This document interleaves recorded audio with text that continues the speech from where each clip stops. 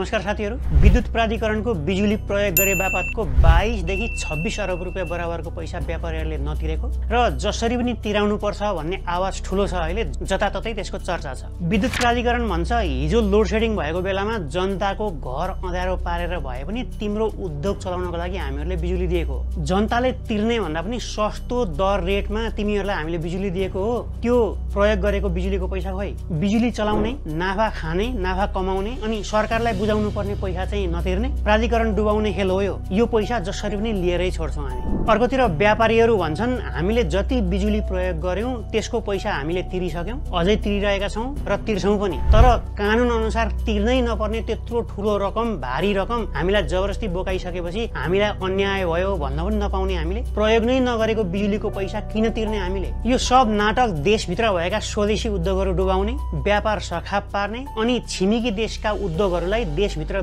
स्थापना गराउने एउटा चालबाजी हो। त्यसको ग्रान्ड डिजाइन हो। यो ग्रान्ड डिजाइनमा कुलमान किन लागेका हुन्, विद्युत प्राधिकरणले किन यस्तो दादागिरी देखाएको हो भन्ने तर्क छ व्यापारीहरूको। एउटा पक्ष कुलमान सिंह घिसिङलाई हिरो देखाउनको लागि तल्लिन्छन् भने अर्को पक्ष उनलाई भिलेन देखाउनको लागि मरिमेटी गरेर लागेको छ। यही दुईतर्फको रसाकसीमा व्यापारी र उद्योगीहरूतिर केपी ओली र विशेष गरी एमाले अनि प्राधिकरण र कुलमान घिसिङतर्फ प्रचण्ड र माओवादी लागेको आरोप छ बजारमा। जसको कुरा सुन्यो त्यही पो सही हो कि क्या हो जस्तो लाग्छ अहिले। मेरो विचारमा धेरैले यो समस्याको चुरो कुरो बुझेकै छैन। आउनुस् आजको भिडियोमा यसको बारेमा दुधको दुध पानीको पानी हुने गरी न त यतातिर न त उतातिर कतै पनि नढल्किकन चुरो के रहेछ त्यो बुझौँ र गल्ती कसको त्यो पत्ता लगाउँ, गाँठी कुरा बुझौँ। आउनुहोस्, यो समस्या बुझ्नको लागि आजको आँखाले हेरेर हुँदैन। आजभन्दा 12 वर्ष अगाडि जानुपर्ने हुन्छ, विक्रम सम्मत 2069 सालतिर। लोड शेडिङले त्यो बेला देश आक्रान्त भएको थियो। साधारण जनताको त कुरै छोडिदिनुस्, उनीहरू अँध्यारोमा बस्ने बानी परिसकेका थिए। उद्योगहरू समेत मार्कामा परेका थिए। त्यो बेलामा कति उद्योगहरू यही कारणले बन्द भइसकेका थिए।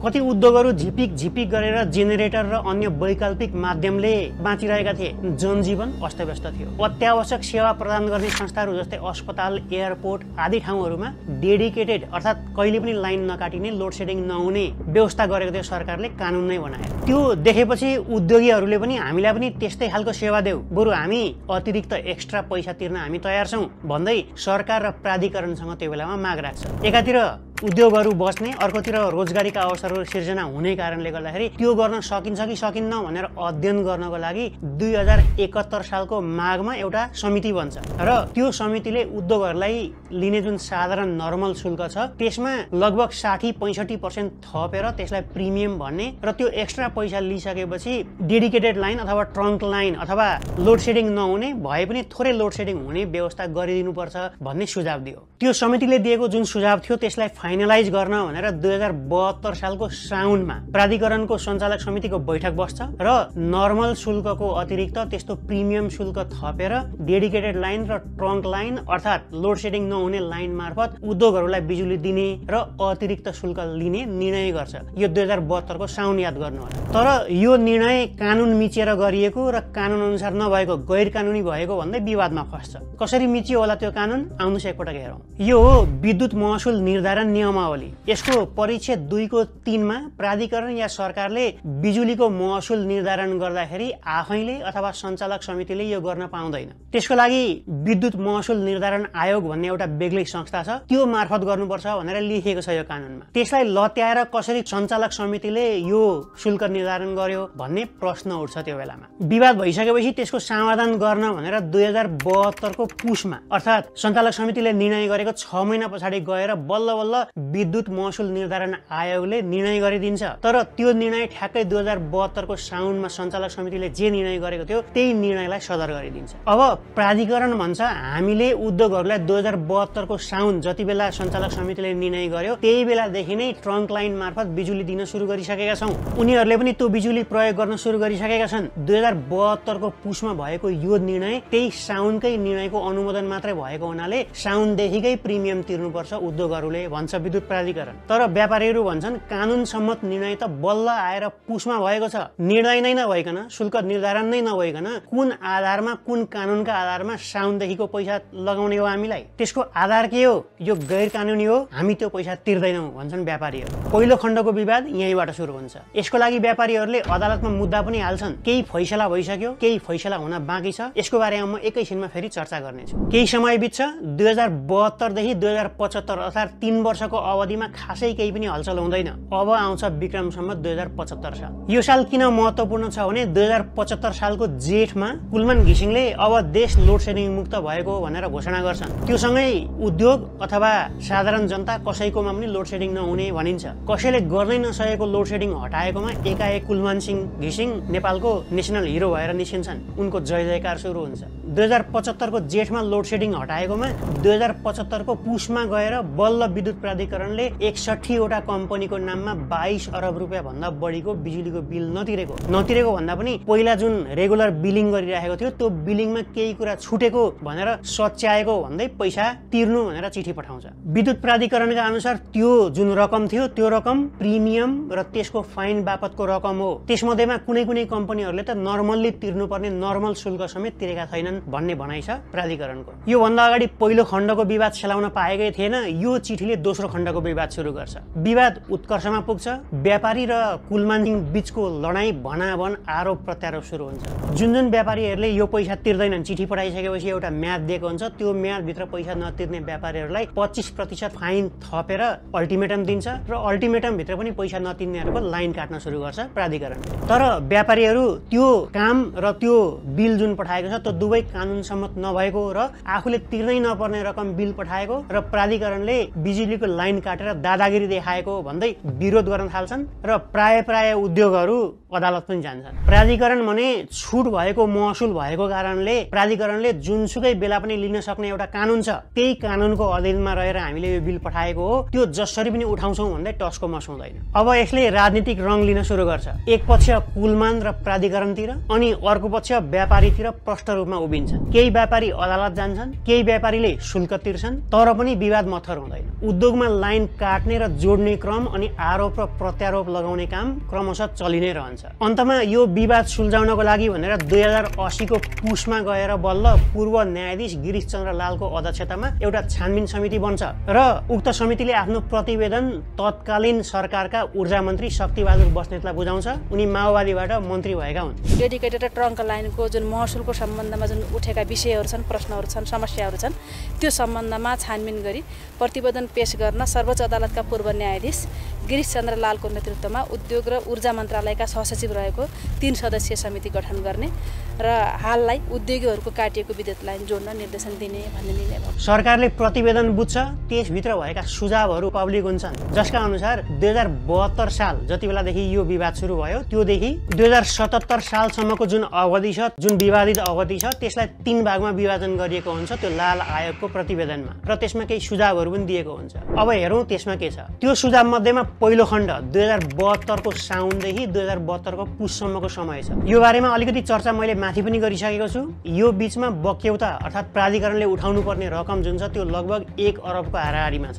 यो बारे प्राधिकरण भन्छ यो समयमा पनि हामीले अतिरिक्त बिजुली दिएकै हो, व्यापारीहरूले त्यो बिजुली प्रयोग गरेकै हो, त्यसकारणले त्यो अवधिको पैसा व्यापारीहरूले तिर्नुपर्छ। व्यापारीहरू भन्छन् शुल्क निर्धारण नै पुसमा गएर बल्ल भएको थियो, कसरी साउनदेखिको पैसा तिर्ने हामीले? कानुन नै नबनिकन कानुन बन्नुभन्दा अगाडिदेखि नै कानुन एक्टिभेट भयो भन्नु कहाँसम्मको न्यायसङ्गत कुरा हुन्छ? यसो भन्दै व्यापारीहरू अडान लिन्छन्, हामी त्यो पैसा तिर्दैनौँ भनेर। अर्थात् नर्मल शुल्क तिर्छौँ तर त्यो अवधिको प्रिमियम शुल्क तिर्दैनौँ भन्छन् व्यापारीहरूले। शिवम सिमेन्टले यहीसँग सम्बन्धित एउटा मुद्दा अदालतमा लगेर हाल्छ र अदालतले त्यसको लागि यो खण्डको प्रिमियम बापतको जुन व्यापारीहरूले पैसा तिर्नुपर्छ भनेर प्राधिकरणले बिल पठाएको छ त्यो बिल व्यापारीहरूलाई नतिराउनु भनेर एउटा निर्णय गरेको देखिन्छ। यहाँ म देखाउँदैछु, हेर्नु होला। लाल आयोगले पनि यो बीचमा शुल्क निर्धारण नै नभएको कारणले गर्दाखेरि यो समयको पैसा नतिराउनु भनेर सुझाव दिएको छ। तर सार्वजनिक लेखा समितिले भने यो पैसा तिर्नुपर्छ भन्छ, कुरा बाँधिन्छ सबैको। यसको बारेमा कुलमान आफै चाहिँ यसो भन्छ, अब नतिर्ने गरेर खालि टिओडीको डाटा, टिओडीको डाउनलोडको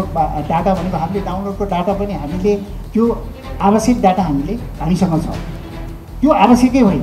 उहाँलाई यो बिलको लागि त्यो आवश्यकै हो।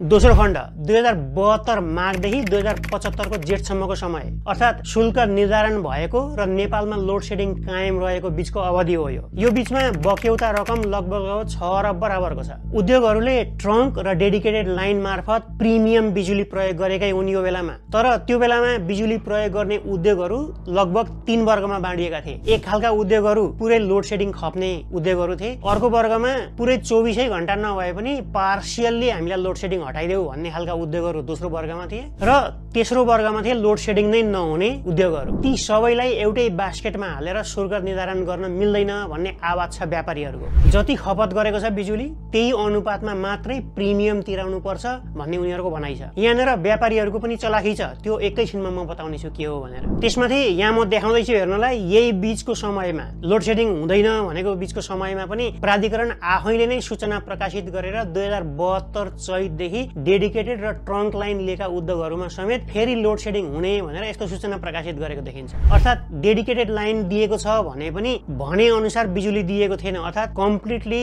लोड सेडिङ रहित बिजुली त्यो बेलामा उपलब्ध गराइएको थिएन भन्ने व्यापारीहरूको भनाइ छ। प्रिमियमको पैसा पनि त्यही अनुपातमा जति बेला बिजुली दियो त्यति बेला प्रिमियम ल्याऊ, बिजुली नदिएको बेलामा प्रिमियम नल्याऊ भन्ने तर्क छ व्यापारीहरूको। कसले कति बिजुली प्रयोग गर्यो, कुन बेलामा प्रयोग गर्यो, T1, T2, T3 भन्ने 3टा फेज बाँडेको छ विद्युत प्राधिकरणले। त्यो सबैमा कति कति शुल्क लगाउने भनेर रेकर्ड राख्ने काम विद्युत प्राधिकरणको हो। त्यो काम गर्न भनेर विद्युत प्राधिकरणले TOD मिटर जडान गरेको थियो उद्योगहरूमा। यो TOD मिटर भनेको एक किसिमको स्मार्ट मिटर हो। त्यसले कुन बेला कुन उद्योगले कसरी बिजुली प्रयोग गर्यो, कति बिजुली प्रयोग गर्यो, गरे वा गरेन सबैको रेकर्ड राख्छ। डिटेल इन्फर्मेसन निकाल्न सजिलो हुन्छ यसबाट। त्यही TOD मिटरको रेकर्ड अनुसार प्राधिकरणले बिल पठाउने र त्यही बिलको पैसा व्यापारीहरूले तिर्ने हो, नियम अनुसार यदि जाने हो भने। तर प्राधिकरणले चाहिने भन्दा बढीको बिल पठाएको भन्दै अदालत पुगेको एउटा व्यापारीको मुद्दामा अदालतले प्राधिकरणलाई ल त्यो TOD मिटरको जुन युसेज डिटेल डेटा छ, रिपोर्ट छ, त्यो लिएर आऊ हामी हेर्छौँ भनेर अदालतले मागेको देखिन्छ। यहाँ हेर्नु होला। तर भेरी सरप्राइजिङली कसैले नसोचेको जवाफ दिन्छ प्राधिकरणले त्यो बेलामा। त्यस्तो रेकर्ड त हामीले 1 वर्ष मात्र राख्छौँ, 1 वर्षपछि त्यो डेटा आफै डिलिट भएर जान्छ, डाउनलोड गरेर हामीले राख्ने गरेका छैनौँ, त्यसैले हामीसँग त्यसको रेकर्ड छैन भनेर जवाफ फर्काउँछ प्राधिकरणले। यहाँ हेर्नु होला। यहाँनिर याद गर्नु होला 2072 देखि 2075 सम्मको छुट भएको बिल जुन थियो प्राधिकरणले 2075 मा गएर एकमुष्ट पठाएको थियो। तर अघि हेर्नुभयो अदालतको जवाबमा प्राधिकरणले हामीसँग त्यस्तो युसेजको रेकर्ड छैन भनेको छ। प्राधिकरणले बिल र युसेज डेटाको रिपोर्ट नै छैन भनिसकेपछि अब के आधारमा बिल पठायो त? यसको कानुनी आधार के हो? कुन आधारमा अब उद्योगहरूले बिल तिर्ने हो भन्ने प्रश्न उठाएका छन् व्यापारीहरूले। यहाँनिर विद्युत महसुल सङ्कलन विनियमावली भन्ने एउटा नियम छ, एउटा कानुन छ। त्यसको 5 को 5 मा यहाँ म देखाउँदैछु हेर्नु होला। TOD मिटर जडान भएका सबै उपभोक्ताको मिटर रिडिङ सहितको डेटा सुरक्षित राख्ने काम प्राधिकरणको हो। यदि त्यसरी डेटा सुरक्षित राख्दैन प्राधिकरणले भने जिम्मेवार पदाधिकारीलाई विभागीय कारबाही गरिनेछ भनेर लेखेको छ। अर्थात् कुलमान लगायत अरू विभागका हेडहरू जो छन् तिनीहरूलाई कारबाहीको भागीदार गर्नुपर्छ यो अनुसार। अब प्रश्न उठ्छ विभागीय कारबाही कसलाई भयो त? कारबाही भएको छ कि छैन? यदि जानी उद्योगसँग मिलेर यो बिलको रेकर्ड डाउनलोड नगरिएको हो अथवा यो रेकर्ड हटाइएको हो भने त्यहाँनिर पैसाको चलखेल भएको छ कि छैन त्यसको छानबिन गर्नुपर्छ कि पर्दैन? यसबारेमा सबै चुप छन्, मौन छन्। तर संसदीय समितिमा कुलमान र प्राधिकरणको भनाइअनुसार त्यो सत्य होइन। प्राधिकरणसँग यो सबैको हिसाब किताब अहिले पनि छ। मिटरले जे देखायो त्यसैमा जोडेर प्रिमियम लिने हुनाले यो कुरामा विवाद छैन, यो बेकारमा ल्याइएको हल्ला हो भन्ने छ कुलमानको। यहाँ सुन्नु होला। डेडिकेटेड भनेको करिब 60-65% प्रिमियम चार्ज हो। प्रिमियम चार्ज मात्रै लगाएको हो। हाम्रो बिलै थिएन, बिल चाहिँ तपाईँहरूको बिल नभएको बिल जेनेरेट गर्यो भन्ने कदापि होइन। हाम्रो जुन इनर्जी छ त्यो इनर्जी सधैँ रेकर्डेड इनर्जी हो। तर यहाँनिर याद गर्नुलाई यसरी जवाफ दिने क्रममा कुलमानिङले एउटा एक्सेल सिट ल्याएर यही नै हिसाब हो भन्दै पुगेको देखिन्थ्यो संसदीय समितिमा। त्यत्रो संस्थाको हिसाब एउटा एक्सेल सिटमा राखेको देख्दा अलिक अचम्म लाग्दो चाहिँ छ। मेरो विचारमा प्राधिकरणले TOD मिटरको रेकर्ड नराखेर गल्ती भने पक्का गरेको देखिन्छ यहाँनिर। यसरी प्रमाण नै नभइसकेपछि त जसले जति बिजुली प्रयोग गर्यो भनेर 5 वर्ष पछाडि बिल पठाए पनि त हुने भयो नि। त्यो एक्सेल सिट त जोसुकैले पनि गएर सजिलै चेन्ज गर्न सक्छ। त्यसको अडिट कसले गरेको छ? रियल युसेज डेटा हो हो कि होइन भन्ने कुरा कसले पत्ता लगाउने, त्यसलाई सत्य कसरी मान्ने? उता लाल आयोगको कुरा गर्ने हो भने यो अवधिको पैसा तिर्नुपर्छ भनेको छ लाल आयोगले, तर बिजुली प्रयोग गरेको अनुपातमा मात्रै तिराउने भनेको छ। अर्थात् टिओडी को मिटरको बिल जति छ त्यो अनुसार प्रिमियम पनि तिराउनु, तर खपत गरेको रिपोर्ट छैन भनेदेखि अब कसरी तिराउने भन्ने प्रश्न जटिल भएर आएको छ। त्यस्तो पैसा उद्योगहरूले पनि तिर्नुपर्छ भन्नेमा यो खण्डमा खासै विवाद छैन, तर कति तिर्नुपर्छ भन्ने कुरामा चाहिँ विवाद हो। व्यापारीहरू यो खण्डको पैसा तिर्छौँ भन्दैछन्, तर हिसाब सही नभएको उनीहरूको आरोप छ। त्यसैले प्राधिकरणको गल्तीको कारणले यो समयमा सरकारले पाउने 6 अरब रुपियाँ डुब्ने हो कि भन्ने चिन्ता बढेको छ। अनि व्यापारीहरू पनि प्राधिकरणको यही गल्तीलाई पक्रेर सकेसम्म पैसा घटाउने अथवा नतिर्न पाए हुन्थ्यो भन्ने तर्फ लागेको देखिन्छ। अब लाल आयोगले दिएको तेस्रो खण्ड 2075 को जेठदेखि 2077 को जेठसम्मको समयलाई मानिन्छ। यो अवधिमा प्राधिकरणका अनुसार बक्यौता रकम झन्डै 8 अरब रुपियाँ उठाउन बाँकी छ। तर 2075 को जेठमै लोड सेडिङ अन्त्य भइसकेको थियो, घोषणै भइसकेको थियो। सबैले बिजुली त्यस पछाडि निर्बाध रूपमा प्रयोग गर्न पाएका थिए, उद्योगले पनि अटोमेटिकल्ली लोड सेडिङ बिनाको विद्युत प्रयोग गर्न पाउँथ्यो। त्यसो भएपछि लोड सेडिङ अन्त्य भइसकेपछि पनि किन उद्योगले चाहिँ प्रिमियम तिरिराख्नु पर्ने हो भन्ने तर्क छ व्यवसायीहरूको यहाँ। तर प्राधिकरण भन्छ लोड सेडिङ अन्त्य भए पनि ट्रङ्क लाइन र डेडिकेटेड लाइन जुन उद्योगलाई दिने गरेको थियो त्यसको लाइन काटिएको थिएन, सुरुकै व्यवस्था अनुसार नै चलिरहेको थियो। तिमीहरूले बिजुली प्रयोग गरिरहेका थियौ र तिमीहरूले लाइन काटिदिनको लागि भनेर निवेदन पनि दिएका थिएनौ, त्यसैले त्यो बेलाको पैसा तिर्नुपर्छ भन्छ प्राधिकरण। अर्कोतिर व्यापारीहरू भन्छन् लोड सेडिङ नै समाप्त भइसकेपछि पनि लोड सेडिङ नगरिदेऊ भनेर तिर्नुपर्ने जुन प्रिमियम रकम छ त्यो तिर्नुको तुक छैन। कतिपय उद्योगहरूले आफूले त्यस्तो डेडिकेटेड र ट्रङ्क लाइन जुन छ त्यो काटिदिनु भनेर निवेदन दिँदाखेरि पनि प्राधिकरणले नकाटिदिएको नसुनेको भन्ने गुनासो छ उनीहरूको। अब यो खण्डको लागि लाल आयोगले लोड सेडिङ हटिसकेको हुनाले यो समयको प्रिमियम बापतको पैसा लिनु हुँदैन भनेर सुझाव दिएको छ। तर संसदीय लेखा समितिले भने यो समयको पनि पैसा लिनुपर्छ भनेर निर्देशन दिएको छ। त्यसैले यो खण्डमा पनि विवाद छ। त्यसैले यो खण्डको 8 अरब रुपियाँ पनि उठ्ने सम्भावना न्यून देखिन्छ। उठे पनि सबै पैसा उठ्ने छाँटकाँट देखिँदैन। यहाँनिर मुख्य कुरा के छ भने लाल आयोगले पहिलो खण्ड र तेस्रो खण्डको पैसा नलिनु भनेको छ, बीचको दोस्रो खण्डको पैसा लिनु भनेको छ। तर त्यो पैसा पनि टिओडी मिटरले देखाए अनुसार युसेज जति बिजुली प्रयोग गरेको छ त्यो बिजुली प्रयोग गरे बापतको मात्रै प्रिमियम लिनु, हच्चको भरमा नलिनु भनेको छ। तर प्राधिकरणले अब त्यस्तो महत्त्वपूर्ण डेटा सुरक्षित नगरेर डाउनलोड नगरेको भन्ने भइसकेपछि अब के को आधारमा यो समयको पैसा लिने भन्ने अर्को कानुनी प्रश्न खडा भएको छ। यसको अलावा संसदीय लेखा समितिले भने लाल आयोग भन्दा फरक किसिमको सुझाव दिएको छ, प्रतिवेदन दिएको छ। यो लेखा समितिको प्रतिवेदनभित्र सञ्चालक समिति र म्यानेजमेन्टको गल्ती भएको कुरा औँल्याएको छ। अर्थात् पैसा असुल गर तर प्राधिकरणका हाकिमहरूलाई पनि कारबाही गर भन्ने आशयको छ यो रिपोर्ट। यसअनुसार पहिलो खण्ड अर्थात् 2072 साउनदेखिकै बक्यौता असुल गर्नु, बिल बिजक तयार गर्नु भनेको छ। प्राधिकरणले टोटल 22 अरब जुन भन्छ 22 अरब नै रुपियाँ उठाउनु भनेको छ। जसले पैसा दिँदैन त्यसलाई कारबाही गर्नु भनेर पनि सिफारिस गरिएको छ। त्यसको साथै अरू केही निर्देशनहरू र सुझावहरू पनि दिँदै अन्त्यमा डेडिकेटेड र ट्रङ्क लाइनको बक्यौता असुलीमा प्राधिकरणलाई क्षति हुने काम नगर्नको लागि नेपाल सरकारलाई निर्देशन पनि दिएको छ। अर्थात् संसदीय लेखा समितिका अनुसार यदि कसैले यो 22 अरब रुपियाँमा छुट दियो भने कुनै बेलामा गएर यो भ्रष्टाचार गरेको ठहरिन सक्ने सम्भावना छ। यसरी संसदीय सार्वजनिक लेखा समिति र लाल आयोगको सुझाव दुईटामै एकरूपता छैन भने बाँकी जनता, सरकार र पार्टीहरू बीचमा त विभाजन हुने नै भयो। एउटा पक्ष विशेष गरी कुलमान, प्राधिकरण र माओवादी यो पैसा जसरी पनि उठाउनुपर्छ भन्ने पक्षमा छ। अर्को पक्ष विशेष गरी एमाले र व्यापारीहरू यो पैसा उठाउन मिल्दैन भन्छ, विशेष गरी विवादित पैसा। र यही बीचमा पिल्सिएका छन् कुलमान। पैसा नउठाउँ यसैलाई समातेर पछि भ्रष्टाचारको आरोप लाग्ने, उठाउँ सरकार र व्यापारीहरू उनको विरुद्धमा छन्। त्यसैले आफू बच्न र सेफ ल्यान्डिङको लागि उनले लिखित जवाफ मागेको हुनुपर्छ सरकारसँग, केपी ओलीसँग। अनि यहाँनिर धेरै मानिसहरू झुकिएको एउटा कुरा देख्छु म, या धेरैले नबुझेको कुरा के हो जस्तो लाग्छ मलाई भने उद्योगले दुई प्रकारको शुल्क तिर्ने सहमति भएको थियो। एउटा सधैँ तिरिरहेको नर्मल बिजुली प्रयोग गरे बापतको नर्मल शुल्क र अर्को शुल्क चाहिँ प्रिमियम, लोड सेडिङको बेलामा लोड सेडिङ नभए बापत, लोड सेडिङ नगरिदिए बापत तिर्ने एक्स्ट्रा 60 देखि 65% को प्रिमियम शुल्क। उद्योगहरूले पहिलो जुन नर्मल शुल्क थियो त्यो साधारणतया तिरेका छन्, नतिर्नेले पनि तिर्ने कबुल गरेका छन्। तर कुलमान सिंहले संसदीय समितिको बयानमा भने अनुसार यो शुल्क पनि नतिर्ने उद्योगहरू पनि छन्। अब सारांशमा प्राधिकरण आफैले पनि गल्ती गरिसकेको छ। उद्योगहरूले टिओडी मिटर मार्फत प्रयोग गरेको जुन बिजुली छ त्यसको युसेज डेटाको रिपोर्ट भइदिएको भएदेखि ल तैँले यो समयमा यति यति बिजुली प्रयोग गरेर थिइस् त्यसको पैसा लु तिर भनेर अदालत नै गएको भए पनि व्यापारीहरूले चुपचाप त्यो पैसा तिर्न बाध्य हुन्थे। प्राधिकरणसँग त्यो छैन। जसको कमजोरीले त्यो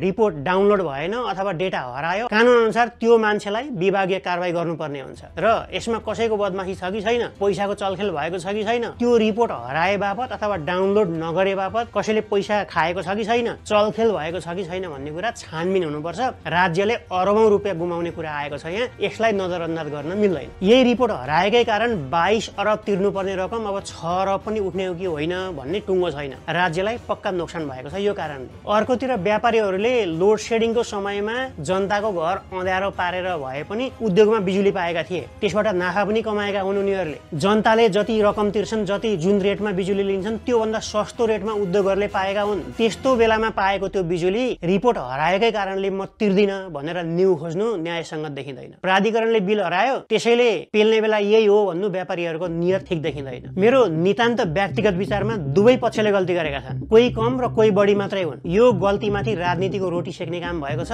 अब आउने चुनावमा यो मुद्दा हुन बेर छैन। यसलाई राजनीतिक रङ दिएर उचाल्नु भन्दा पनि यसको सत्य तथ्य छानबिन गरेर प्राधिकरण पनि मार्कामा नपर्ने, व्यापारीलाई पनि मार्का नपर्ने गरेको मिडल ग्राउन्ड खोज्नुपर्ने देख्छु। तपाईँलाई के लाग्छ तल लेख्नु होला। केही कुरा छुटेका छन् भने तल लेखिदिनु होला। अफकोर्स यो कम्प्लेक्स छ, लामो समय 12 वर्षभित्रमा अरू पनि धेरै घटनाक्रमहरू भएका छन्, धेरै कुरा छुटेका हुन सक्छन्। भिडियो अन्तिमसम्म हेरिदिनु भएकोमा धेरै धेरै धन्यवाद। म अर्को भिडियो लिएर आउनेछु। त्यतिन्जेलको लागि मलाई बिदा दिनुहोस्। धन्यवाद, नमस्कार।